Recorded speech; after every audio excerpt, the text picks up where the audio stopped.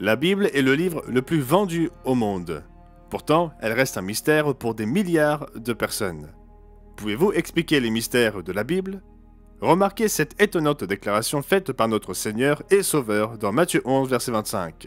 « Je te loue, Père, Seigneur du ciel et de la terre, de ce que tu as caché ces choses aux sages et aux intelligents, et de ce que tu les as révélées aux enfants. » Oui, les grands intellectuels du monde, et même de nombreux chefs religieux, ne comprennent pas et ne peuvent pas comprendre les grands mystères de la Bible. Mais vous pouvez comprendre ces mystères si vous cherchez la vérité de Dieu de tout votre cœur. La plus grande connaissance spirituelle dont dispose l'humanité est révélée dans ce livre. Mais la plupart des gens ne comprennent pas ces mystères. Quel est le but et le sens de la vie? Pourquoi êtes-vous né? Que se passe-t-il vraiment lorsque l'on meurt? Et quel est l'avenir du monde? Toute vie ici-bas sera-t-elle détruite? Existe-t-il un monde des esprits? Ces questions sont autant de mystères pour des milliards de personnes dans le monde. Mais Dieu révèle les réponses à ces mystères dans la Sainte Bible. Il nous est possible de comprendre les grands mystères de la Bible. Restez à l'écoute.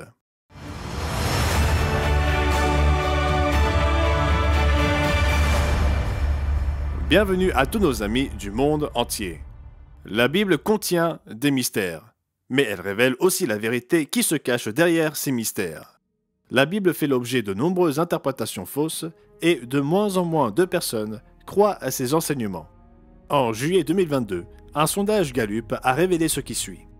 Seulement 20% des Américains affirment aujourd'hui que la Bible est la parole littérale de Dieu, contre 24% la dernière fois que la question fut posée en 2017, et la moitié de ce qu'il était à ses plus hauts niveaux en 1980 et 1984.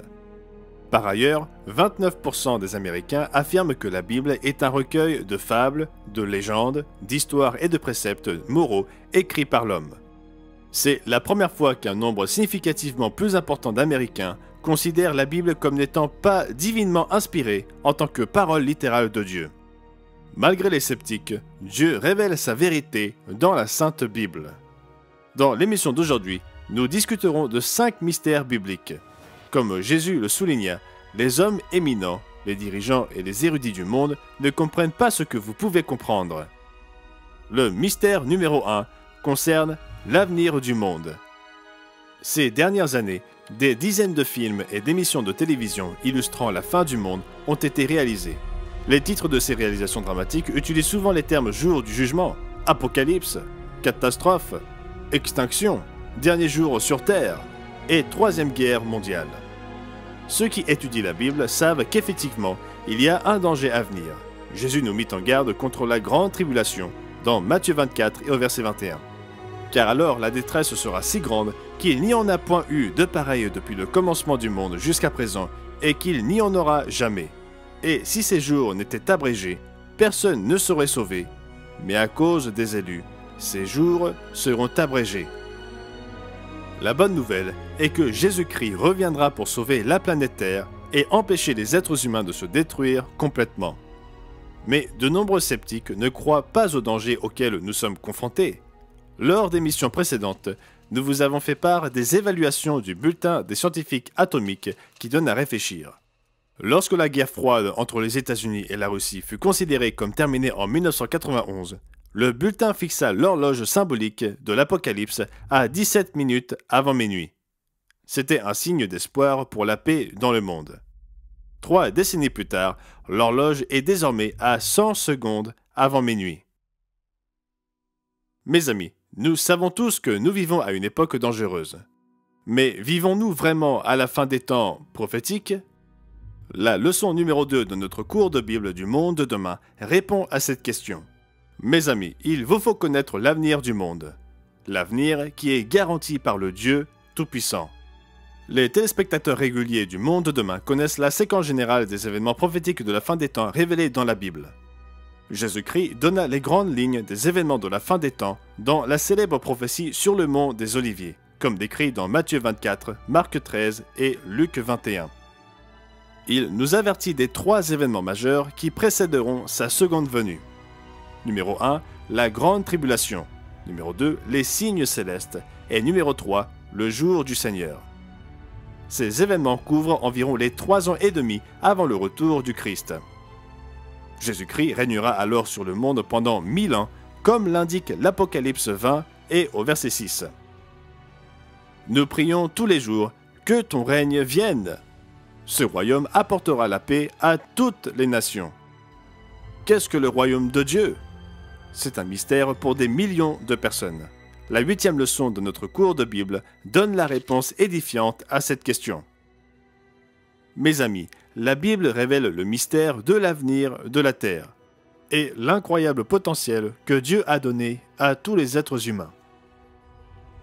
Nous avons brièvement parlé de la prophétie divine dans la Bible. Le mystère numéro 1 de la Bible concerne l'avenir du monde. Le mystère numéro 2 concerne l'origine biblique des nations. La Bible mentionne très clairement des nations telles que l'Égypte, la Libye et l'Éthiopie. Vous serez peut-être surpris d'apprendre que l'Assyrie sera l'une des principales nations dans le monde de demain, aux côtés de l'Égypte et d'Israël. Vous pouvez le lire dans Ésaïe 19 et au verset 23. Lisez aussi les 10e et 11e chapitres d'Ésaïe. Cela dit, mes amis, quel pays correspond à l'Assyrie de nos jours? Il y a plusieurs années, dans notre revue du Monde de demain, nous avons publié un article sur ce sujet. Écoutez bien. Quand la Bible parle de l'Assyrie des temps de la fin, elle parle de l'Allemagne. Aucune autre nation moderne ne correspond autant à la description de l'Assyrie. Une fois que vous comprenez l'identité biblique de l'Allemagne moderne, vous pourrez aussi comprendre des prophéties essentielles de la Bible. Les téléspectateurs de longue date du monde de demain connaissent l'histoire biblique d'Israël et de Juda qui sont deux royaumes distincts. Dieu envoya des prophètes pour avertir le royaume du nord d'Israël de se repentir de son idolâtrie et de sa méchanceté. Israël refusa de s'humilier et Dieu envoya toute la nation en captivité en Assyrie en l'an 721 avant Jésus-Christ. Le royaume de Juda suivit ensuite l'exemple d'idolâtrie d'Israël et Dieu l'envoya en captivité à Babylone, ayant comme point culminant la destruction de Jérusalem en 586 avant Jésus-Christ. Cette carte montre les migrations des deux royaumes lors de leur captivité. Après 70 ans de captivité, Dieu permit à Juda de retourner à Jérusalem en Terre Sainte. À ce temps de la fin, la maison de Juda établit l'État moderne d'Israël en 1948. Ceux qui étudient la Bible comprennent que cet événement ouvrit la voie aux principales prophéties des derniers jours. Mais qu'est-il arrivé aux autres tribus israélites communément appelées les 10 tribus perdues d'Israël? Leurs migrations sont enregistrées dans l'histoire et leurs descendants comprennent les peuples des États-Unis et de la Grande-Bretagne. Le mystère numéro 2 concerne l'origine biblique des nations. Le mystère numéro 3 concerne le but de la vie humaine. Mes amis, pourquoi êtes-vous nés? Quelle est notre raison d'être? Les matérialistes nous donnent les réponses habituelles, telles que l'autoconservation, l'autopropagation et l'autodétermination. Mais la survie est-elle le seul sens et le seul but de la vie? Depuis l'aube de l'Antiquité, les penseurs se sont penchés sur les questions fondamentales du pourquoi de la vie et de la meilleure façon de la vivre. Les Grecs de l'Antiquité ont apporté un large éventail de réponses et l'apôtre Paul connaissait bien les écoles de pensée de la Grèce antique. Paul s'était rendu à Athènes vers l'an 50. Ouvrez la Bible au 17e chapitre des Actes des Apôtres. Quelques philosophes épicuriens et stoïciens se mirent à parler avec lui, c'est-à-dire l'apôtre Paul. Et les uns disaient « Que veut dire ce discoureur ?» D'autres, l'entendant annoncer Jésus et la résurrection, disaient « Il semble qu'il annonce des divinités étrangères. » Alors ils le prirent et le menèrent à l'Aréopage, place consacrée au dieu Mars, en disant « Pourrions-nous savoir quelle est cette nouvelle doctrine que tu enseignes ?» Paul leur annonça ensuite le Dieu créateur qui créa l'univers et tout ce qu'il contient. Et il fit cette observation fondamentale et surprenante au verset 28. « Car en lui nous avons la vie, le mouvement et l'être. » C'est ce qu'ont dit aussi quelques-uns de vos poètes, « De lui nous sommes la race. » Acte 17 et au verset 28. C'est en lui que nous avons la vie, le mouvement et que nous existons. Toute notre existence, soulignait Paul, est intimement liée au Dieu créateur. Oui, l'homme fut créé pour avoir une relation spéciale avec son créateur. C'est le fondement même d'une vie pleine de sens. Le Sauveur, Jésus-Christ, affirma également ce but suprême de la vie. Un docteur de la loi lui demanda « Quel est le plus grand commandement de la loi ?» Reportez-vous à Matthieu chapitre 22 et au verset 37. Jésus lui répondit « Tu aimeras le Seigneur ton Dieu de tout ton cœur, de toute ton âme et de toute ta pensée. C'est le premier et le plus grand commandement. Et voici le second qui lui est semblable. Tu aimeras ton prochain comme toi-même. De ces deux commandements dépendent toute la loi et les prophètes. » Cette relation conduit à notre transformation d'une nature humaine égoïste à une nature spirituelle aimante. Nous devons croître dans la justice de Dieu. Nous devons croître dans la grâce et la connaissance du Christ, comme le dit 2 Pierre 3 et au verset 18. Finalement, nous pourrons naître de nouveau dans le royaume de Dieu, dans sa famille. Le Sauveur Jésus-Christ est le premier-né d'entre les morts. Apocalypse 1 et au verset 5. Il est le premier-né d'une multitude de frères et sœurs, comme le dit Romains 8 et au verset 29. Les enfants de Dieu seront transformés de mortels en immortels à la résurrection, comme il est écrit dans 1 Corinthiens chapitre 15 et au verset 53. Oui, vous avez le potentiel d'appartenir à une famille immortelle, de faire partie du royaume et de la famille divine. Rappelez-vous que Jésus nous enseigna dans Matthieu 6 au verset 33 « Cherchez premièrement le royaume et la justice de Dieu, et toutes ces choses vous seront données par-dessus. » Le mystère numéro 3 concerne le but de la vie humaine. Oui, Dieu est le Père de qui toute famille dans les cieux et sur la terre tire son nom, comme il est mentionné dans Éphésiens 3, versets 14 et 15. Dieu vous veut dans sa famille. La Bible est un mystère pour des millions de personnes dans le monde, et même pour des millions d'adeptes de la foi chrétienne. Mais si vous cherchez sincèrement la vérité, et si vous voulez comprendre votre but dans la vie, Dieu vous donnera la compréhension de ces mystères. Le mystère numéro 1 concerne l'avenir du monde. Le mystère numéro 2 concerne l'origine biblique des nations. Le mystère numéro 3 concerne le but de la vie humaine. Le mystère numéro 4 concerne le plan de salut de Dieu. Nombreux sont ceux qui se demandent comment un Dieu aimant peut condamner au feu de l'enfer ceux qui n'ont jamais eu une réelle opportunité d'être sauvés spirituellement. Environ un tiers de la population mondiale déclare croire en une forme de christianisme telle qu'elle la conçoit. Les 2 autres tiers des 8 milliards d'habitants actuels de la planète iront-ils dans le feu de l'enfer à leur mort? Cela représente environ 5,3 milliards de personnes. Est-ce là le but de Dieu? Mes amis, l'apôtre Pierre déclare dans 2 Pierre 3, verset 9, que Dieu ne veut qu'aucun périsse, mais que tous arrivent à la repentance. L'apôtre Paul insiste sur ce point dans 1 Timothée 2 et au verset 4, affirmant que Dieu veut que tous les hommes soient sauvés et parviennent à la connaissance de la vérité. Dieu veut tous nous sauver de la peine de mort. Comme il est dit dans Romains 6 et au verset 23, « Car le salaire du péché, c'est la mort, mais le don gratuit de Dieu, c'est la vie éternelle en Jésus-Christ notre Seigneur.